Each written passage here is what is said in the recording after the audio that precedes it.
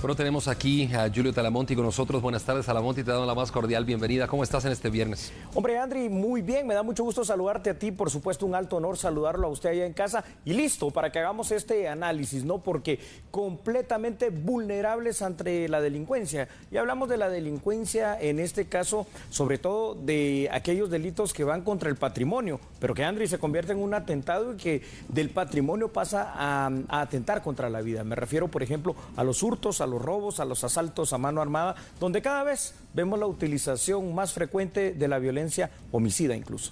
Bueno, es difícil, ¿verdad, Talamonti, cómo está degradándose la sociedad guatemalteca? Y miramos cada video presentado aquí en TN23 incluso, y a través de las redes sociales nuestras. También es importante ver cómo la sociedad se degrada y los ladrones acechan a sus víctimas a diestra y siniestra, a mano armada, etcétera, sin piedad, los matan por un celular o por responderles, etcétera, ¿no? ¿Por qué se dice, Talamonti, que la pobreza es una de las causas de la violencia? Bueno, la pobreza es una causa fundamental en Guatemala según todos los informes estadísticos que generan violencia. A ver, en promedio, 51% de la población guatemalteca al menos vive en situación de pobreza, pero también tenemos que agregarle un 22% de la población guatemalteca, este 51%, que vive en pobreza extrema. Entonces, esto genera varias cosas, ¿no? Que la gente, por ejemplo, ante esa situación, hay niños que nacen y mueren, desnutrición, pero hay personas que entonces toman otras decisiones, y dentro de esas decisiones tenemos, por ejemplo,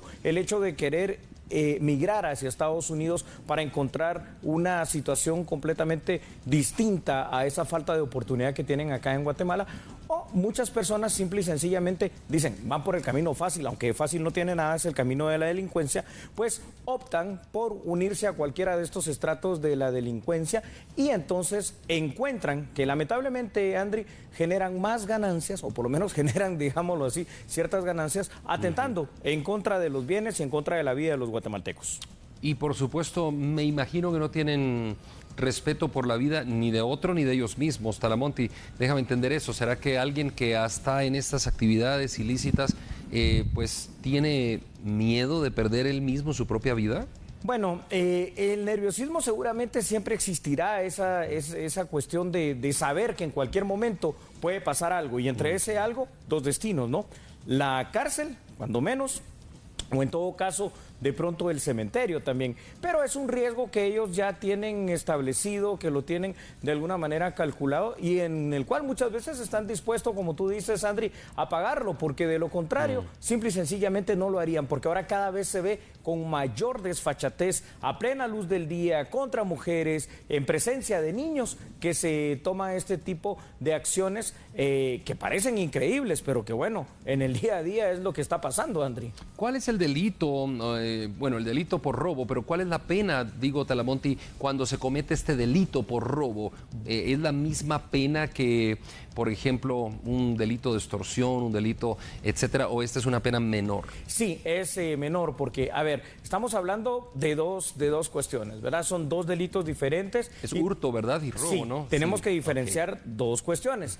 Cuando se le quitan las cosas a una persona, ¿no? Algo que le pertenece, puede ser un hurto, no se utiliza la violencia, alguien deja, digamos, alguna pertenencia en un lugar público, en una empresa, en un trabajo, en un colegio. ¿El carro, por ejemplo? Donde sea, por ejemplo. El carro y se lo roba. ¿Ese es un robo? ¿O ese es un hurto? No, ese es un robo, ya voy a explicar por qué. Digamos que tú dejas, por ejemplo, esa tablet, es tuya, la dejas ahí. Te vas un momento al baño y cuando regresas, la tablet ya no está.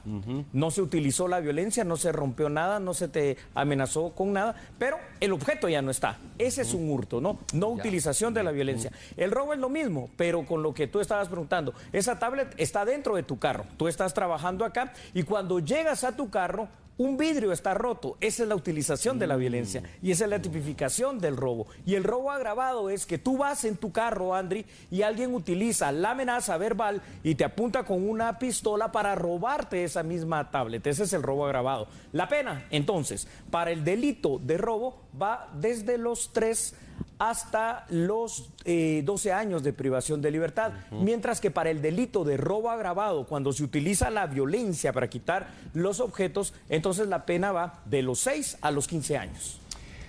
Qué interesante lo que has explicado, Talamonti.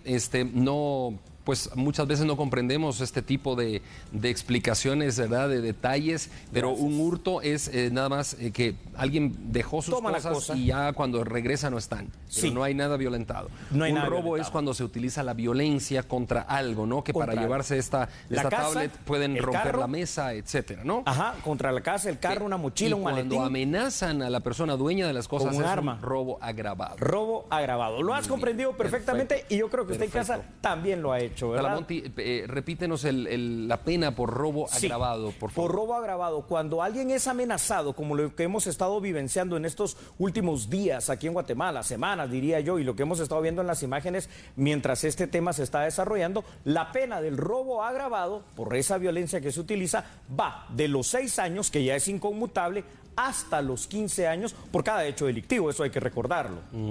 Qué interesante, ¿no? Sí. Hay que recordar eso porque no es poco, ¿verdad? 15 años no es poco. ¿no? Exactamente, ¿Sí? ahí estamos viendo imágenes, ¿verdad? Durante todo el desarrollo de este tema, de lo que es robo agravado. Alguien que se acerca a otra persona y con la violencia hacia la persona, me refiero la violencia verbal, la agresión, el golpe y la amenaza con armas, entonces le quitan el objeto. Robo agravado. ¿Te das cuenta la imagen de la izquierda? Qué increíble, cómo No, despojan qué de la barbaridad. motocicleta, cómo botan de la motocicleta a la persona, eso es increíble. Así es. Talamonti, ¿cuál es la situación psicológica de estos ladrones cuando actúan? ¿Están bajo efectos de drogas, alcohol o qué? ¿Cómo? Fíjate que aquí hay varias cosas y tú lo preguntabas anteriormente y vamos a profundizar ahora que lo preguntas de una manera muy puntual. Obviamente, muchas veces sí pueden estar bajo efectos de drogas, es decir, por ejemplo, los pandilleros casi siempre actúan bajo esa forma y bajo esa manera, pero también los delincuentes que se dedican a este tipo de delitos en contra del patrimonio de las personas. Ahora, la situación psicológica del ladrón, la situación psicológica del delincuente es una situación psicológica de alto estrés. Él sabe, como tú lo decías perfectamente en una pregunta que me hiciste anteriormente, que le puede salir bien ese robo, pero que puede ser atrapado e ir a la cárcel y que puede morir si responden en ese robo. Entonces, él está tan estresado en ese momento, tanto como la misma persona, que lo desata su furia, su estrés, de otra manera, a través del enojo, a través de la amenaza, a través precisamente de apuntarle a una persona, de dispararle a una persona, como pasa en muchas ocasiones, porque sabe que está cometiendo un hecho delictivo que lo va a llevar a la cárcel. Entonces hay un alto estrés. Por eso, cuando las personas son copadas por alguien que ya lo tienes enfrente apuntándote con una pistola, con un cuchillo o algo, ahí es mejor no actuar porque tienes casi nula posibilidad de salir librado bien. Talamonti, eso te iba a preguntar, ¿cómo debemos actuar? ¿Qué debemos hacer si ya nos amenazaron, si ya estamos frente al ladrón que tiene un arma enfrente de nosotros también? Muy bien, todo lleva una coherencia, perfecto, Andri. Como el ladrón está bajo ese alto estrés, entonces ya lo tenemos enfrente, ya nos está apuntando con un arma, entonces lo que tenemos que hacer es decirle, tranquilo, te voy a dar lo que necesitas. ¿Qué quieres? El reloj. No tengas pena, voy a hacer este movimiento, te lo voy a entregar. ¿Qué quieres? El celular. Voy a sacarlo de acá, no estoy sacando un arma, te lo voy a entregar. Pero hay que manejar esa situación de una manera tranquila, ¿no? Obviamente sé que a todos nos va a doler perder, porque a muchos nos ha pasado esa situación, alguna situación que es un bien propio, pero es peor perder la vida. Si tú actúas de una manera agresiva en contra de él, ten por seguro que te va a disparar. Talamonti, llegando a la parte final de este segmento, ¿puedo llamar yo la atención o pueden las personas que están siendo acosadas por un ladrón llamar la atención cuando ya identificaron al agresor? Sí, y solo sí, todavía no lo tienes frente tuyo. Si tú te das cuenta que unas personas te vienen siguiendo, hay cierta distancia, 50, 100 metros, unos 30 metros al menos, entonces tú lo que tienes que hacer es lo contrario a lo que el imaginario popular piensa. Si tú gritas auxilio, si tú gritas socorro, si tú gritas algo de eso, el instinto de conservación humana lo que va a hacer es que la gente se aleje y definitivamente vas a quedar solo y vulnerable a pesar de que vas a estar rodeado de gente. Es normal, ¿no? Cada quien trata de defender su vida.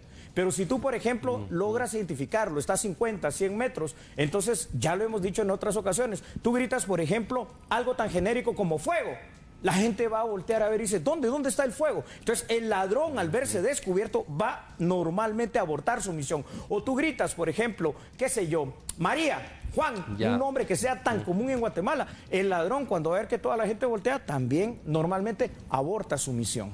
Talamonte, muchas gracias. Consejos sumamente importantes y esperamos que no nos pase a ninguno, ¿verdad? Pero si nos pasara algún día, pues ahí están los consejos ya de Talamonte en este segmento. Muchas gracias, Talamonte. Un honor, Andri. Te cuento que los domingos a las 8 de la noche tenemos un programa especial. Fíjate de qué se trata, Talamonte, y fíjese usted en casa también.